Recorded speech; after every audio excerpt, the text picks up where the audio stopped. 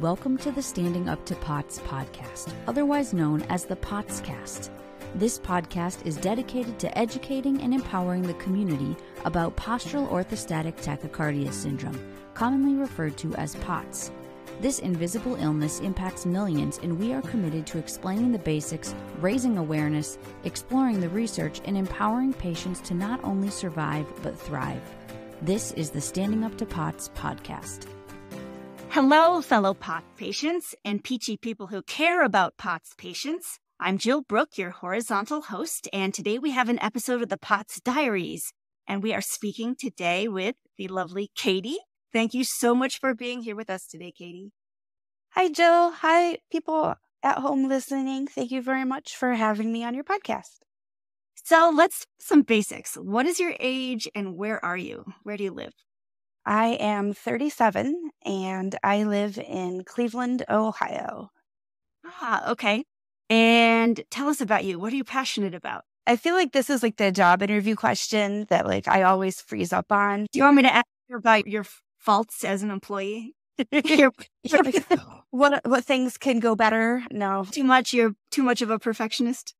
Yeah, that sort of stuff for sure. I am definitely someone who is very caring and passionate about a lot of things. I try to have an upbeat attitude and try to find humor because in my mind, laughter is always preferable to tears. So that I think is my personality in kind of a nutshell. Things I am passionate about: reading. I love to read. Good gluten-free food. I have about 1,000 food allergies. All my family and friends will tell you. And so that's another big passion. And then new area in my life that I'm trying to work on channeling some passion into is doing sort of patient advocacy, sort of things like this podcast, and trying to help as many people as I can on their own particular healthcare journey. Wonderful. So I have to ask you about all of those things. What is the best thing you've read lately? Any good recommendations? So I just finished the most recent book in the Stephanie Plum series, which is by Janet Ivanovich, and she comes out with one book every year, and it's always out sometime around October, November. And I literally just finished it yesterday, and I believe it was the 29th book in that series. So there are 28 others if anybody likes sort of light, fluffy, cozy, mystery sort of stuff. Oh, that sounds nice. And that sounds good for one's adrenaline level. Yeah. If one is needing light, cozy, fluffy things instead of the violent, scary things. Stephanie Plum is like the world's worst recovery agent. So like bail bond sort of stuff. I said cozy, but there's also a little bit of that sort of stuff in there too. Every book is a mystery and all kinds of things go wrong. It's a tropey romance. They're deliciously fun. Okay, so speaking of delicious, I have to move on. You mentioned you're into food, but you have 1,000 allergies. What is your favorite thing that you can eat with no bad consequences? Ooh, that's a tough one. I want to say white rice because that's like the easiest thing to eat. And I honestly generally have loved white rice since I was a kid. I was always at the Chinese restaurant. I was the white rice girl and not the fried rice girl, but oh, good. Okay, so you're not bored with it. You're delighted by it. No, I'm delighted by it to this day for some strange reason. And we'll also go with Snyder's gluten-free pretzel because we need our salt and they're good for the belly. And I have not yet gotten sick of them. Oh, good. Okay, and last one, you had mentioned patient advocacy as a passion. Yes. Do you want to talk any more about that? So patient advocacy, I have been, fortunate enough to have experienced having several patient sort of mentors in my journey with, POTS, and I have other chronic health conditions too. And so now that I have been down this road for so long, I am so glad to see all of this new attention that POTS is getting. And I'm hoping to be able to connect with more people to just kind of be a support and help people get stuff figured out, because I have been there when you don't know what's going on with your body, but there's obviously something that's very wrong. And I know what that feels like. And I feel like I was given this body and this knowledge for a reason. And I would really like to be able to use that to help people. Oh, that's beautiful.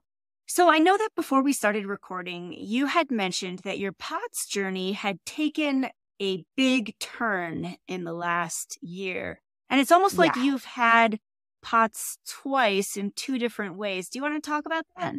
Sure. So I am 37, as we've said. I started having POTS symptoms when I was in my late teen years, so 18, 19, that sort of age. And then I didn't get diagnosed with POTS until I was about 23. So I went through the whole rigmarole of doctors saying, oh, it's probably just anxiety. Oh, you just need to eat more frequently. Like I got every single line that women are, and of course now some men too, are told to dismiss them and all of their health complaints. I got every single line. And nobody was super duper interested in actually figuring out what was wrong with myself. And I was also fortunate enough that when I was younger and healthier and able to work, I went to school for respiratory therapy. So I definitely had that background sort of knowledge to know, okay, well,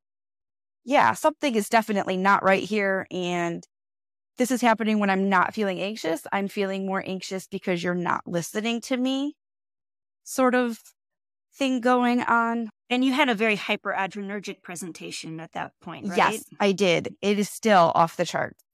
My labs, my doctor looked at me and said that I was, top 10 club of highest adrenergic responses he's seen.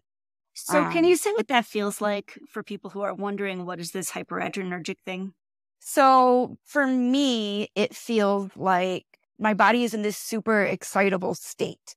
Like my heart rate is pounding. Sometimes I'll get dizzy and lightheaded, and sometimes I'll even cold sweat. My husband likes to joke about me being clammy, which, laughter over tears. That's the theme. And it just feels kind of like your body is all revved up and ready to go. I don't know, like if you were a car, like you're going to go in like the Indy 500 and for no apparent reason, you're just kind of, sitting there on the couch. And then if you try to do anything with this hyper excitable state your body is in, instead of trying to actually do something like run a marathon with that energy, but that doesn't happen because my heart rate shoots through the roof and my blood pressure will either go up or down. And then, we get into fainting or near fainting. I've only fainted, like full fainted, a handful of times. I am kind of one of those people who are very good at knowing when I'm going to faint and then being able to do things to stop that from happening. And when I say hyper excitable state, I have an extremely good example of that. For the longest time, and it still happens occasionally, if I'm sitting in the living room, watching TV, reading, doing whatever, when my husband comes home from work, I will not hear him walk up our stairs or across our porch. And the very first thing I hear is him pulling open our screen door, which is loud, and that will startle me. And like one of those things where you just grab your chest and you take a deep breath and you're like a jump scare in a horror movie, but it's not. It's just my husband coming home from work. Yeah. Okay, so that's pretty hyperadrenergic. What else should we know about your first version of POTS before you tell us how it changed? So at that time, I finally was able to get diagnosed. Did you have it pretty well under control? I did have it fairly well under control. It was still a big limiter of my physical capabilities. I very much had a very strict routine I had to stick to. You working? I was working. I worked for a long time after diagnosis. I didn't work as a respiratory therapist for much longer. I worked as a respiratory therapist for about another year and a half. And then I went down to part-time employment in retail. And I worked for a local craft store chain that is now defunct. But it was simultaneously, that was one of the best experiences of my life. And then there was the Christmas season. Okay, so now tell us about your COVID. Okay, so I did stop working in 2018, just from various health challenges presented themselves even further. I have a couple autoimmune conditions and that's just how life goes for some of us sometimes. And so I got COVID in December of 2021. I am immunocompromised because of the medicine I take for my autoimmune conditions. And I was extremely strict with following my protocols. Like, I didn't even leave my house for a week before I got sick because I knew that there was so much COVID in our area. So I like to say that COVID said that you can run, but you can't hide, and knocked down my front door because I still don't know where it came from. Severe case of it? Surprisingly, no. It took me the 10 full days to actually test positive, and they blamed that on being immunocompromised. And then once I tested positive, well, we had also started supportive measures, like because there was so much COVID in the area and my symptoms were dead on for mild COVID. But I was fortunate. It was not severe in terms of like I wasn't in the hospital. I wasn't on oxygen. I didn't end up in the ICU. All things I am extremely fortunate and grateful for. I slowly got better. And I can tell you the exact day that the POTS flare-up started, because that was the day that I was like, okay, I have to be seen somewhere by some doctor, because I woke up that morning and I was hit with a wall of that sort of adrenaline that we talk about. And then I rested and I did the things that you're supposed to do to get better from COVID.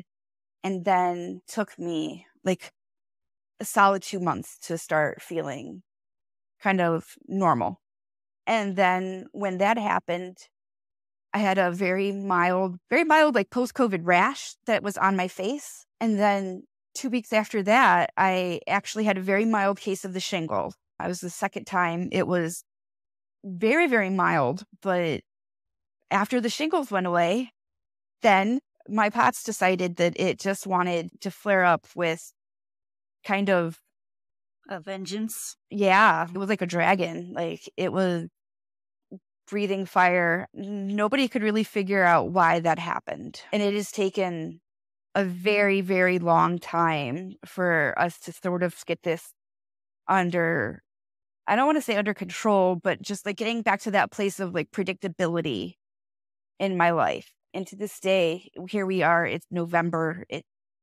How many months later? I'm still here. Yeah. So I was definitely told I have long COVID, and I was fortunate enough to be seen in one of the long haul COVID clinics, and then an integrative medicine COVID clinic.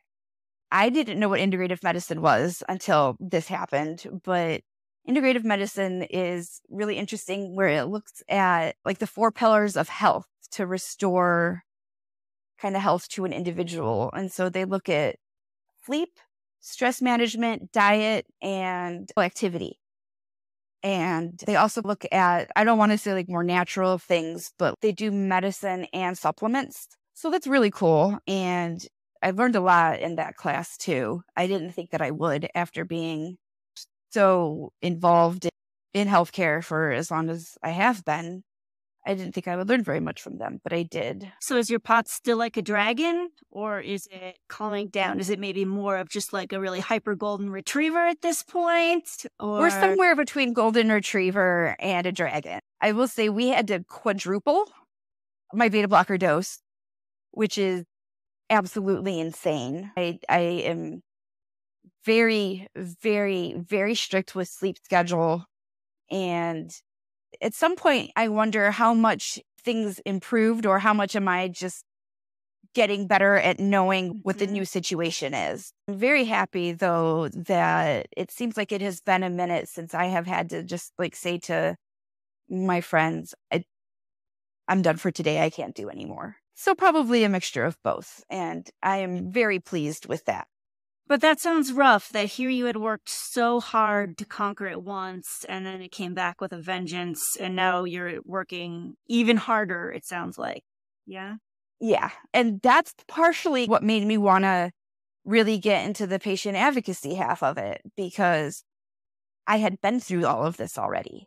I had already done all of these things.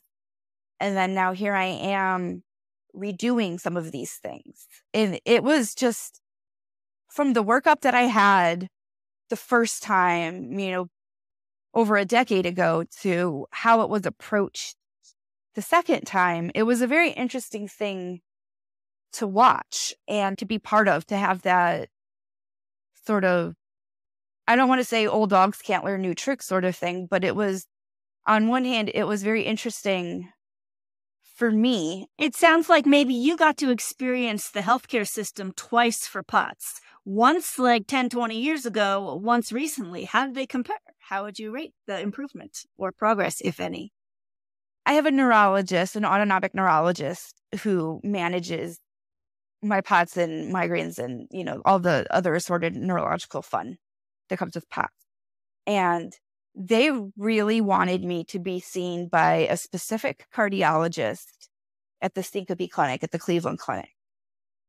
Before I could get in to see him, because he was insanely booked, just beyond crazily booked because of how many people are having POTS and POTS-like symptoms from long COVID, that I got in with just a general cardiologist.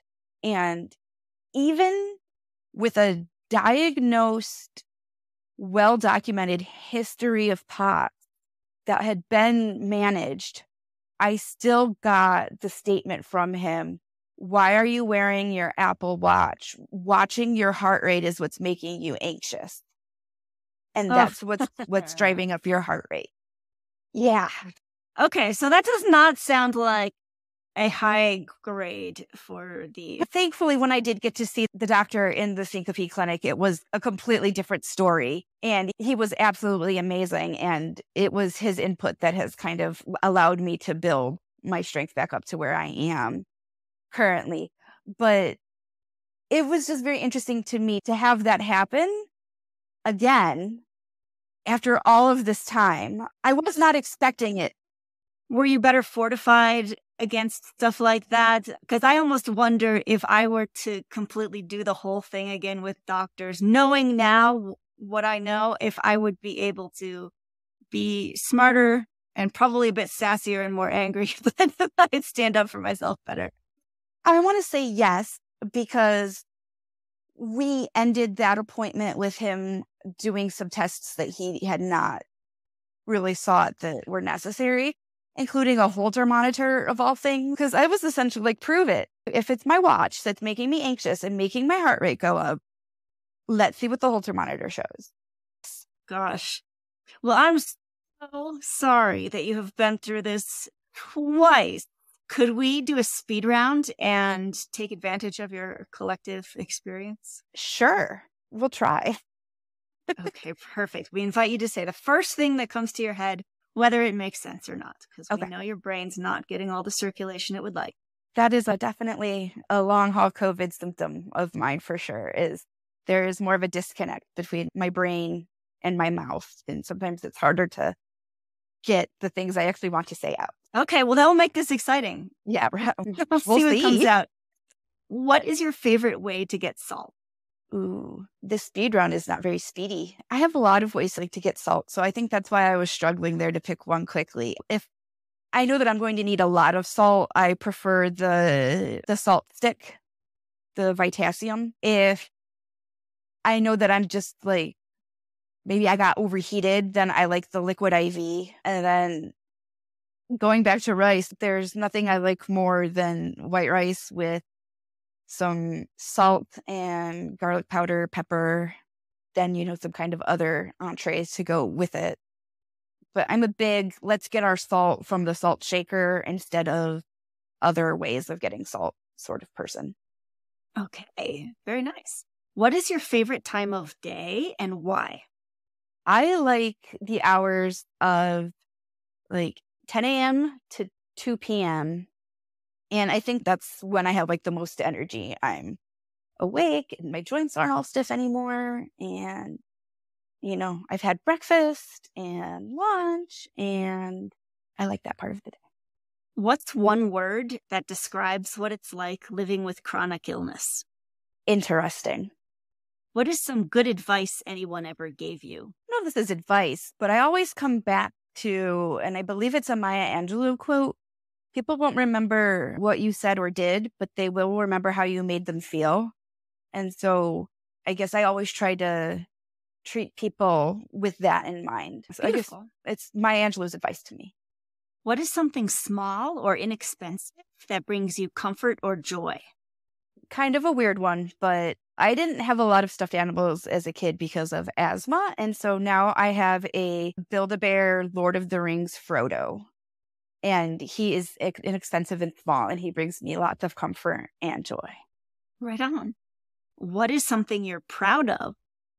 You're hitting with like really deep stuff and you want me to come up with them quickly. And that is not easy for me to do. I am proud of the fact that I worked as long as I did with as many chronic health problems as I have. I owe that very much to my support system. I am incredibly fortunate that I have been blessed with just the most amazing support system anyone could ask for. My husband, my family, my parents, my in-laws, my best friend, several best friends. I couldn't do what I do without them. Oh, that's wonderful. Okay, what is the toughest thing about POTS? The unpredictability. You can wake up and think you're going to have a great day, and then, as soon as your feet hit the floor, so does your blood pressure, and then you're like, all right, we're just going to take it as it comes today. I think that's probably one of the hardest things. And then the not knowing, so for the pandemic, I couldn't go out in crowds. I wasn't even allowed to go to the grocery store or the movies if I could help it. They really told me to do my best at trying to avoid that sort of stuff. And then, now that the pandemic's over and I'm allowed to sort of be smart about integrating back into society, one of the hardest things is making plans and then not knowing, am I going to be able to actually do this the day that it comes time to do? In Cleveland, we have a very large theater district. We actually have one of the largest in the country outside of New York.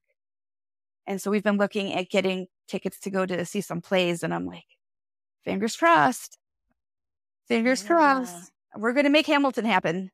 Oh. We're going to make it happen somehow. I'm not missing Hamilton. Excellent. Oh, good luck on that. Okay, I just have a couple more questions. Okay. What do you wish more people knew about POTS? Got it. Not anxiety. I think that's the number one stigma is that we're a bunch of nervous Nellies. And when your body has way too much adrenaline, yes, you are going to be nervous about certain things. That's just kind of how it works. And last question, is there anything you'd like to say to your fellow POTS patients out there listening? So I have a t-shirt that I got, and on it, it says, it doesn't get easier, you get stronger. And I'm pretty sure that was part of someone's activewear line, whatever store I bought it from. And they're talking about exercise. And in my mind, that really hit home with POTS because it does not get easier. I can tell you that.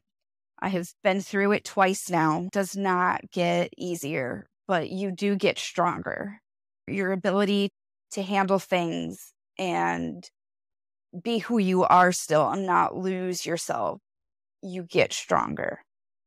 And so that's what I would say, especially to all of the newbies out there. It won't be this big, scary, uncharted place forever because you will get stronger and you will learn what you need to learn to take care of your body. Well, Katie, thank you so much for sharing your story and your insights with us. And I know that everybody listening is wishing you only the best going forward. And I really appreciate your time today. Thank you. Thank you so much for having me, Jill. And hey, listeners, I hope you enjoyed today's conversation. We'll be back again next week. But until then, thank you for listening. Remember, you're not alone. And please join us again soon. As a reminder, anything you hear on this podcast is not medical advice. Consult your healthcare team about what's right for you. This show is a production of Standing Up to POTS, which is a 501c3 nonprofit organization. You can send us feedback or make a tax-deductible donation at www.standinguptopots.org. You can also engage with us on social media at the handle Standing Up to POTS. If you like what you heard today, please consider subscribing to our podcast and sharing it with your friends and family.